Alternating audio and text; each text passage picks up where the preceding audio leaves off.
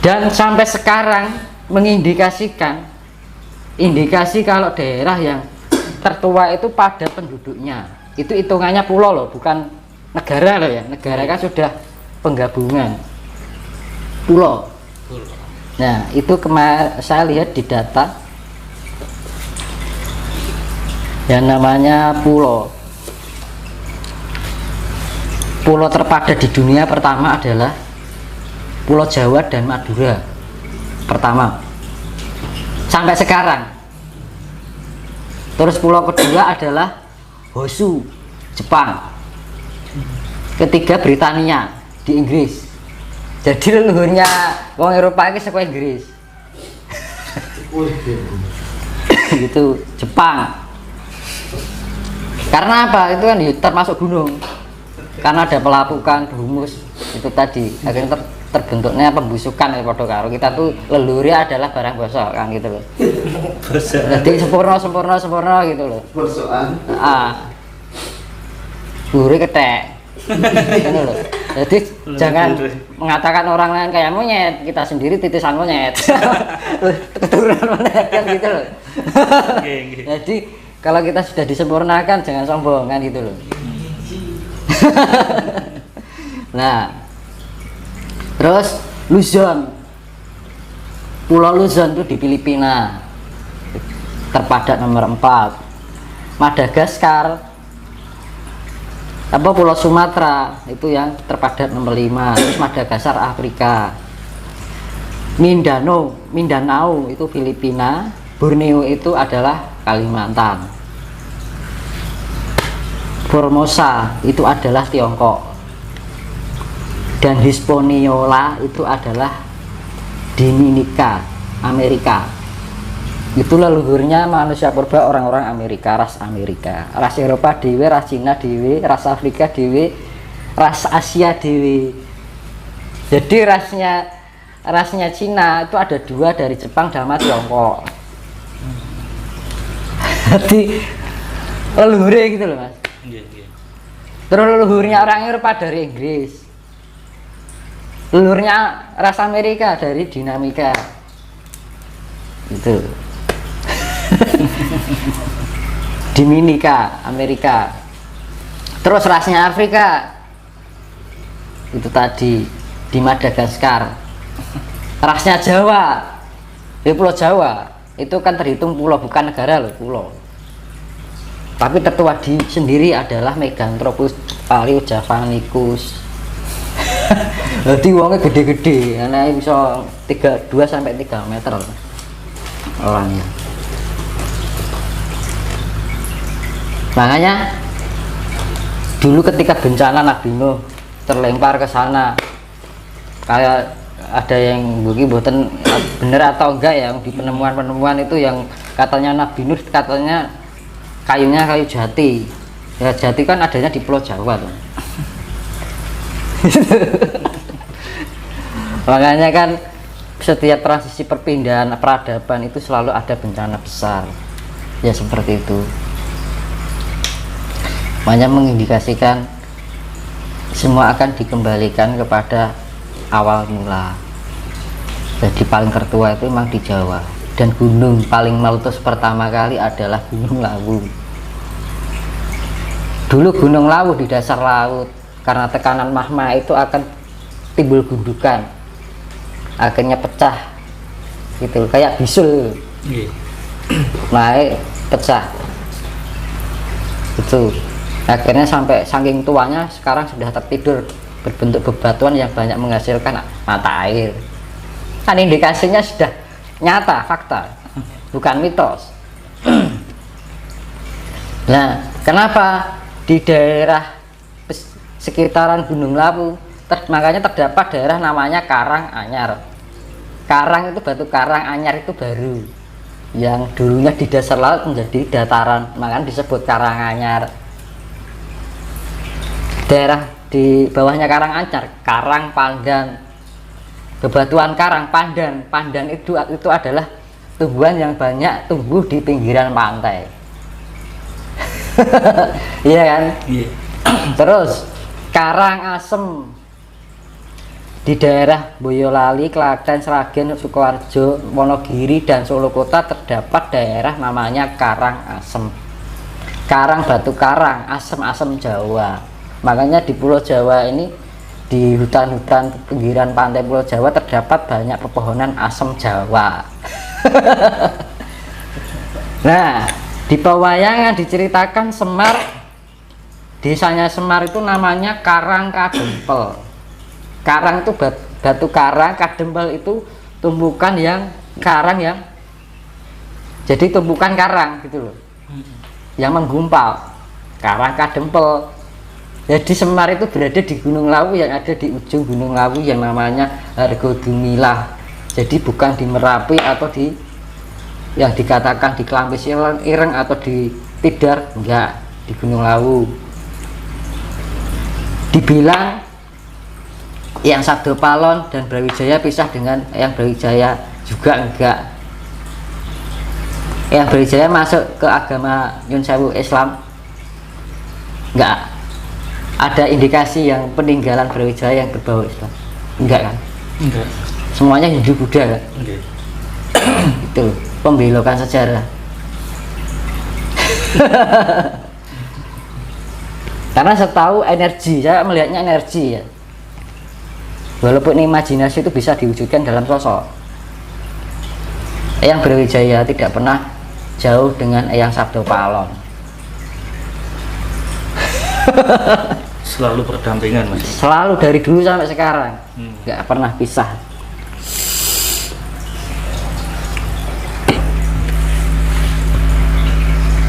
Kasih. Oke.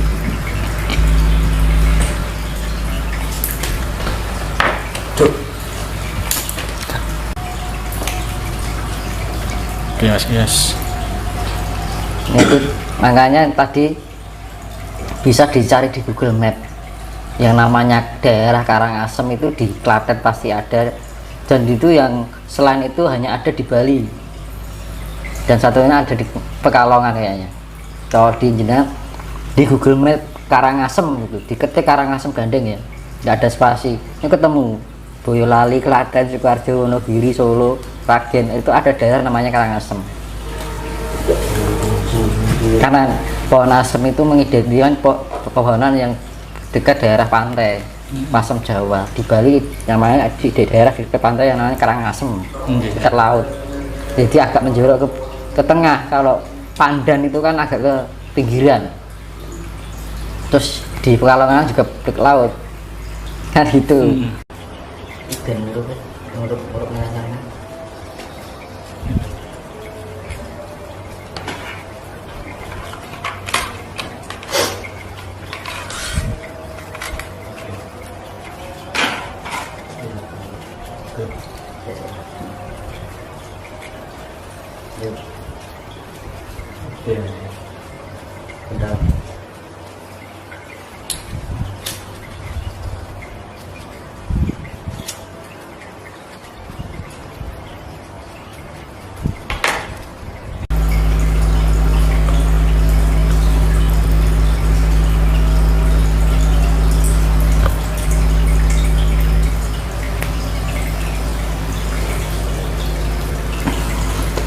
saya lanjut lagi.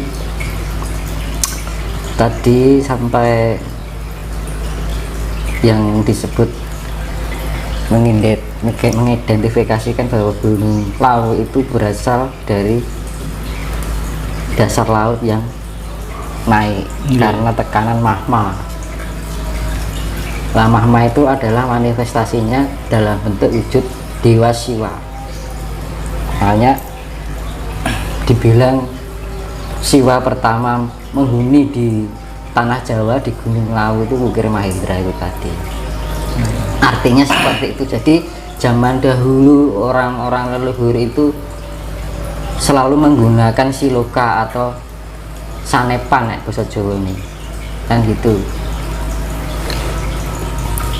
Jadi jangan sesuatu diterima dengan mentah. Karena perwujudan dewa itu adalah manifestasi dari unsur alam, magma, Siwa kan itu. Dewa naga itu manifestasi dari gravitasi bumi. atau gravitasi, semua gravitasi makanya dibilang naga itu sampai kemana-mana, sampai ke kayangan di sana-sana, karena pas setiap planet itu memiliki gravitasi. Dan itu dewa naga, makanya naga itu bisa sampai ke kayangan. Kalau ceritanya seperti itulah, secara logisnya, secara ilmiahnya ya itu tadi gravitasi itu kan. Berarti gambaran dari gravitasi itu mas ya, naga itu. Nah makanya tadi bisa dicari nanti di Google atau di mana, pulau terpadat di dunia itu adalah Pulau Jawa. Karena apa padat? Karena dengan faktor waktu dan kelahiran. Kan faktor kelahiran dan kematian itu kan pasti lebih banyak faktor kelahiran, ya kan? Nah makanya penghuni pertama itu maka kelahirannya semakin banyak. Hitungannya bukan negara tapi pulau. Makanya semakin lamanya, semakin pertumbuhan, semakin banyak, akhirnya terpadati itu. Jadi mengidentifikasikan bahwa di daerah tersebut paling awal dihuni oleh makhluk atau yang sejenis manusia. Gitu. Itu fakta, bukan mitos. Memang benar-benar seperti itu kenyataannya. Memang itu makanya dibilang Indonesia akan menjadi mercusuar dunia itu adalah itu. Nah saya kembalikan, makanya Tuhan itu menciptakan dua sifat ciptaannya itu yang ada dua macam, yaitu sifatnya satu adalah materi dan dua adalah non materi. Dia bilang materi itu ibaratnya raga, itu non materinya sukma itu. Darah itu non materinya ion. Kan gitu. Lah pergerakan 4 unsur alam itu membentuk senyawa. Lah secara non materialnya nyawa. Mas. Jadi Tuhan itu menciptakan dua bentuk, yang materi dan non materi. Makanya di dalam pemurnian itu juga, kalau komputer ya software dan hardware, kan itu loh. Nah softwarenya jiwa itu.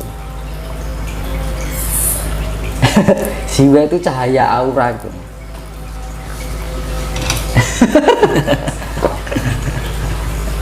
Lah materinya sel kan gitu. Sel.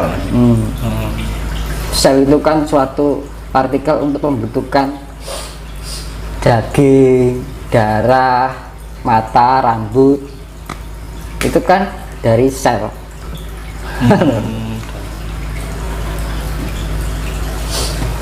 Ion, jadi kumpulan dari ion yang bermuatan itu membentuk sel. Lah sel itu dipengaruhi oleh senyawa. Senyawa itu terjadi karena 4 zat: air, angin, api, tanah. Itu yang namanya zat cair, zat padat, zat gas, tanah. Zat padat itu tanah, zat udara itu gas, zat panas itu api. Itu loh. Jadi kronologinya, jadi makanya dibilang yang dinamakan Adam dan Hawa itu bukan wujud manusia, itu siloka. Siloka? Iya. Kalau leluhur kita ya tadi proses pembusukan atau humus yang pelunakan dari pelapukan, pelunakan, pertumbuhan sampai kesuburan. Dan timbullah kesuburan itu terjadi karena